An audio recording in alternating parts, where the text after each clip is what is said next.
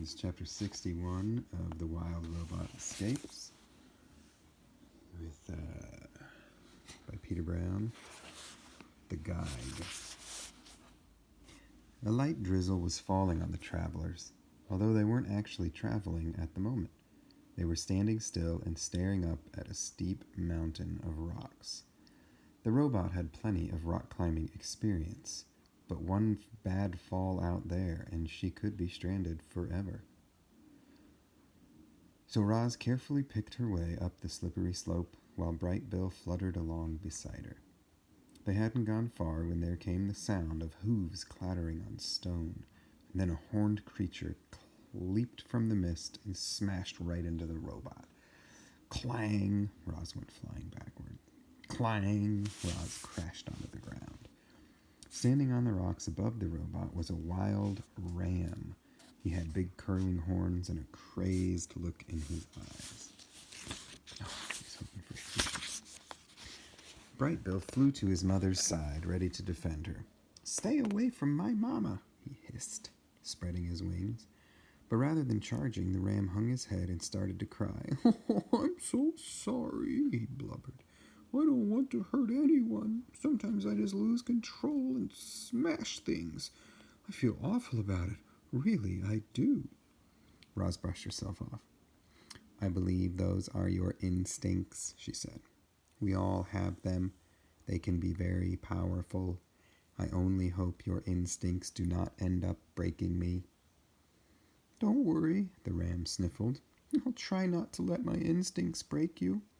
"I appreciate that," said the robot. "My name's Thud," said the ram. "Which way are you headed?" "We are trying to find our way out of these mountains," said Roz, "but they never seem to end." "You're almost there," said Thud. "Let me show you the way. It's the least I can do after smashing you." The ram pranced away and led our friends to a narrow path that wound up the rocky mountainside.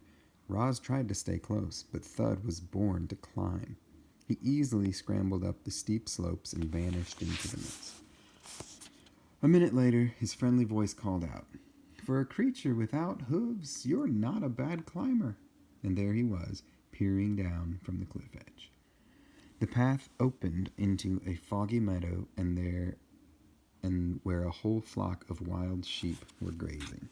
They reminded Roz of the cows grazing in the pasture, and she wondered how Hilltop Farm was doing without her. Thud pranced through the flock. "These are my new friends," he announced without stopping. "They're lost, so I'm guiding them out of the mountains." The sheep raised their heads. Thud had a habit of making weird friends. These two were definitely the weirdest. The flock watched as the ram, the robot, and the goose continued up the mountain and disappeared into the mist. Higher and higher they climbed, above the tree line to where there were only rocks and scrubby plants and trickling mountain streams. They occasionally came upon a dirt road or a hiking trail, and the ram trotted across casually, while our friends crept across cautiously.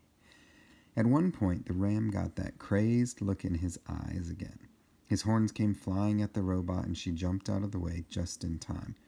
Then Thud cried and apologized for his instincts.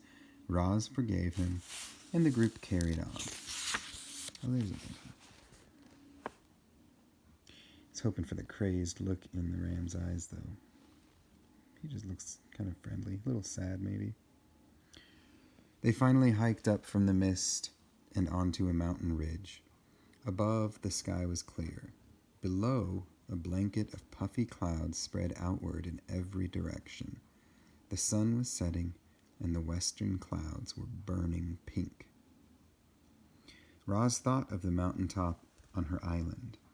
Only she could be watching the sunset from that peak instead of this one. But they still had a long, long way to go. Thud pointed our friends to one last path. "This will take you down the mountain and through the foothills," he said, smiling. The ram suddenly got that crazed look in his eyes again, and the robot prepared to jump. But this time, Thud pulled himself together. He said goodbye to the travelers, and then he pranced away.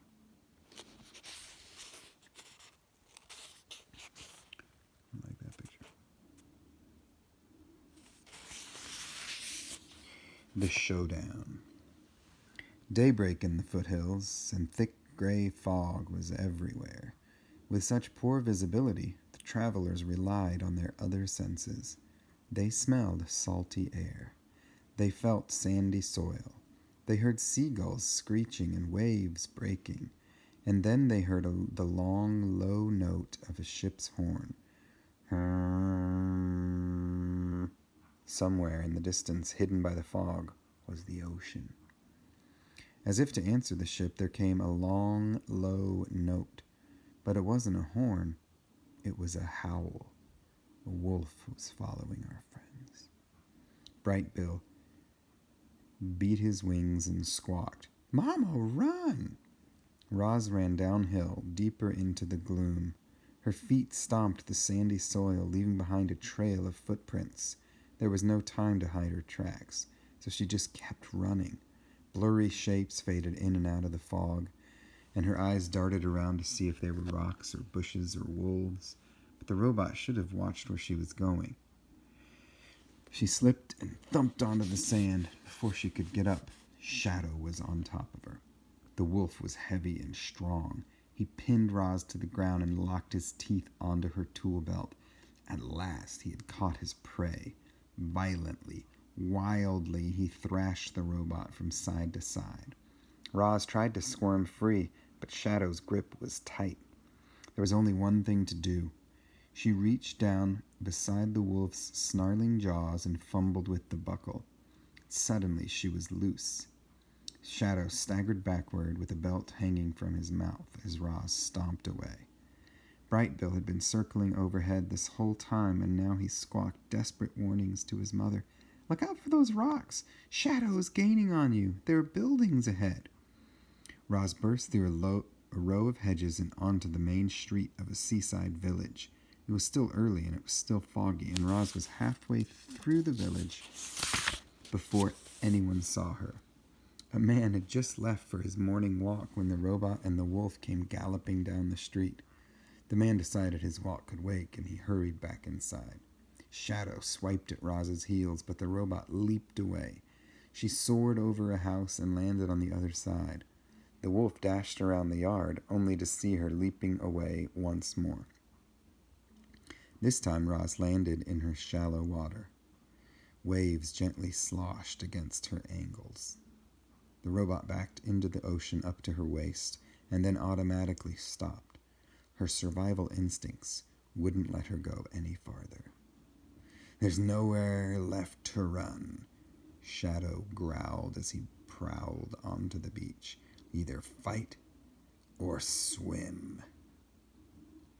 Roz was trapped. Her body lurched forward and backward as her computer brain struggled to find an escape. And then Bright Bill came to the rescue. "This way, Mama." Roz didn't hesitate. She launched herself up from the shallows toward her son's voice. Salt water streamed off her body as she soared through the air. Then her feet pounded into the sand beside Bright Bill, who was perched atop an old rowboat. By the time Shadow arrived, our friends were rowing away from the shore. The wolf's face twisted with rage, and he howled from the water's edge. "You made a fool of me, Roz. My pack and my mate have left me. Now I'm just a worthless lone wolf, all because of you." Lone wolf? Are you kidding? Lone wolf? Could it be the lone wolf at Harmony? I don't know. Roz felt sorry for Shadow. She never meant for any of this to happen, but she had her own troubles. The robot's greatest fear was deep water, and now she was paddling through the waves and out to sea. Oh, that was an intense chapter. Next one, the rowboat, for tomorrow. Have a good day.